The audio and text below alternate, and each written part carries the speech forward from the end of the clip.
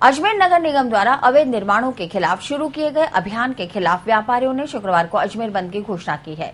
सहयोग मांगने के लिए व्यापारियों ने गुरुवार को रैली निकालकर निगम की कार्रवाई का विरोध किया। अवैध निर्माणों के खिलाफ कार्रवाई कर रहे अजमेर नगर निगम को अब व्यापारियों के विरोध का सामना करना पड़ रहा है। कार्रवाई के विरोध में अजमेर व्यापारिक महासंघ ने शुक्रवार को अजमेर बंद की चेतावनी दी है।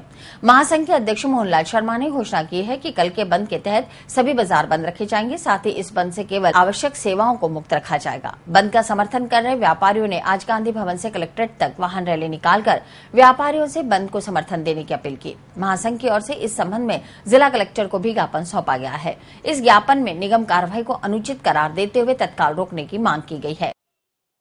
जिनको ये अवैध निर्माण बता रहे हैं, जो सरकारी भूमि पे बसे हुए हैं, वन विभाग सुप्रीम कोर्ट के आदेश आए थे कि इनको हटाया जाए। उन्होंने आंदोलन किया और मैं ही था उनका अगुवा। उनकी तो एक ईंट भी कोई नहीं हिला सका। और जो अपनी जमीन पे जिन्होंने बिल्डिंगें बनाई है, उनको कभी कोई गोचा कर रहे हैं, कभी कोई गोचा कर रहे हैं। और केवल यही है कि नक्शा पास नहीं कराया, उसका जुर्माना देने को तैयार है। ऐसी हालत में, और सच्चाई तो यह है कि आज की तारीख में 200 होटलें, मल्टी स्टोरी बिल्डिंग्स आज भी बन रही है, जिनको ये नहीं रोक पा रहे। एक होटल जब बनती है तो उसमें ये 30 से 35 लाख रुपए खाते हैं। उस वक्त इनको नहीं दिखता है, एक दिन में कभी नहीं बनती है, बरसों लगते हैं उसको बनने में। उस वक्त तो उसको ये कहते हैं कि तेरे क्या दिक्कत है, तू बड़ा, हम बैठे हैं ना। लेकिन बाद में हम बैठे हैं पता नहीं कहां से ऐसे गायब होते हैं कि जैसे बैल के सिर से सींग गायब। और अब मजबूर होकर के व्यापार महासंघ को कल अजमेर बंद कराना पड़ेगा। वहीं पूर्व यूथ कांग्रेस अध्यक्ष यासिर चिश्ती ने नगर निगम कार्यालय के गेट पर काले झंडे लेकर प्रदर्शन करते हुए निगम के अधिकारियों के खिलाफ जमकर नारेबाजी की। यासिर ने आरोप लगाया कि शहर में 490 अवैध निर्माण बिना निगम अधिकारियों और पार्षदों की मिलीभगत के नहीं हो सकते। उस वक्त अधिकारी जेबों में नोट डालकर मुंह बंद कर बैठ गए। अब हाईकोर्ट का डंडा चला तो निगम अधिकारियों को आनन फानन में कानून नजर आने लगा और हाईकोर्ट में 15 मई तारीख पेशी से पहले धड़ाधड़ सीज कार्रवाइयां शुरू कर दी। यासिर ने अतिक्रमियों और निगम के अधिकारियों की मिलीभगत का भंडाफोड़ करने के लिए अपने पास वीडियो और ऑडियो क्लिपिंग होने का दावा भी किया है, जिसे वो समय आने पर सार्वजनिक करेंगे। हाईकोर्ट से सूची मांग गई अवैध निर्माणों की, लेकिन नगर निगम हाईकोर्ट को भी गुमराह कर रहा है। कई मकान ऐसे हैं जिनके नक्शे पास हैं, जो कंपाउंड करना चाहते हैं, लेकिन नगर निगम खुद उनको कंपाउंड नहीं कर रहा है। जो व्यापारी अपनी पेनल्टी भरना चाहते हैं, नगर निगम उनकी पेनल्टी नहीं भर रहा है।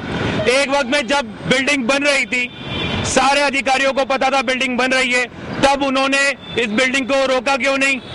आज सब बिल्डिंगें बनके तैयार हो गई हैं, तो ये सारी बिल्डिंगों को तोड़ने के लिए दस्ते भेज रहे हैं। हम ये गुंडागर्दी बिल्कुल नहीं सहेंगे।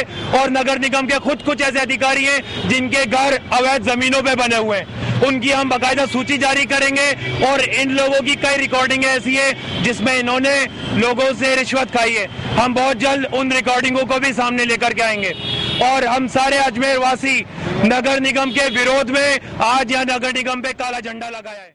वहीं दिन भर बंद की मुनादी कर रहे ऑटो के बीच कुछ अन्य ऑटो के द्वारा बंद में असहयोग की मुनादी की जा रही थी। जब महासंघ के लोगों को इसकी सूचना मिली तो वे ऐसे ऑटो चालकों को पकड़कर क्लॉक टावर थाने ले आए, जहां पुलिस ने उनसे पूछताछ की। पूरे मसले पर हुई बातचीत का ब्यौरा देते हुए मोहनलाल शर्मा ने बताया, वो 4-5 साइकिल रिक्शे जिन पे माइक लगा करके और घुमवाए जा रहे थे।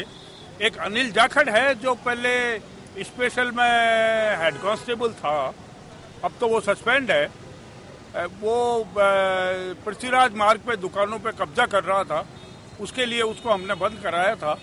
तो उसने रिक्शे घुमाए और पर्दे लगाए कि अजमेर बंद में कोई सहयोग मत करो, और टकराव वाली पोजीशन ला दी थी।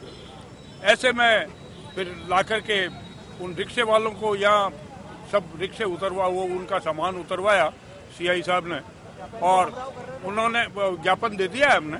उन्होंने स्पष्ट कह दिया, उससे जो बात हुई उसने कह दिया मैं तो सीधा घर जा रहा हूँ, अब आज के बाद कोई बात नहीं करूँगा, और अपना मोबाइल स्विच ऑफ कर लिया। कल व्यापारी जो संघ के जो अध्यक्ष हैं उन्होंने और व्यापारी जो संगठन है उन्होंने अजमेर बंद का आह्वान किया है और उस आह्वान को लेके वो अपना प्रचार प्रसार सहयोग करने की बात की अपील को लेके ऑटो उन्होंने चला रखे हैं पूरे शहर में। अभी दिन में ये चीज संज्ञान में आई है कि उन्हीं व्यापारियों ने हमें बताया कि कुछ ऑटो वाले हैं जिन्होंने अपने ऑटो के ऊपर इस तरह के बैनर लगाए हुए हैं कि आप अजमेर बंद का आह्वान जो कर रहे हैं वो अपने सोच समझ के करें, उनका सहयोग ना करें। बुला के समझाइश की गई है तो आपस में ऑटो वाले मान गए, समझ गए और व्यवस्थाएं हैं वो सुचारू रूप से जारी। कानून की पालना में नगर निगम द्वारा की जा रही सीज कार्रवाई के विरोध में अजमेर व्यापारिक महासंघ द्वारा शुक्रवार को घोषित अजमेर बंद के आह्वान पर जिला प्रशासन ने मुस्तैदी दिखाते हुए बंद से अलग रहने वाले दुकानदारों को पूर्ण सुरक्षा दिलाने का आह्वान किया है। अतिरिक्त जिला कलेक्टर हरफुल सिंह ने मीडिया कर्मियों को जानकारी देते हुए बताया कि बंद के मद्देनजर शहर में 3 मजिस्ट्रेट नियुक्त किए गए हैं। पूरे शहर में पुलिस का पुख्ता इंतजाम रहेगा। अपने प्रतिष्ठान खोलने वाले व्यापारियों को प्रशासन की तरफ से पूरी सुरक्षा दी जाएगी। बंद के नाम पर किसी तरह की गुंडागर्दी बर्दाश्त नहीं होगी। शहर बंद के आह्वान को मद्देनजर रखते हुए कानून व्यवस्था के दृष्टिकोण से कल पुलिस के पर्याप्त इंतजाम सुनिश्चित किए गए हैं और इसके लिए आदेश भी आदरणीय एसपी साहब द्वारा जारी किया गया है। हमने एडिशनल एसपी साहब और हमने बैठकर पूरी व्यवस्थाओं की समीक्षा कर ली है। साथ ही कार्यपालक मजिस्ट्रेट भी नियुक्त किए गए हैं। हमारे उत्तर, दक्षिण और दरगाह वर्त क्षेत्र के हिसाब से 3 कार्यपालक मजिस्ट्रेट, एसडीएम साहब अजमेर उत्तर क्षेत्र के लिए, राम कुमार जी टाडा हमारे तहसीलदार जी दक्षिण क्षेत्र के लिए और राजेश डागा हमारे जो आरएस ऑफिसर हैं वो दरगाह क्षेत्र के लिए कार्यपालक मजिस्ट्रेट नियुक्त किए गए हैं।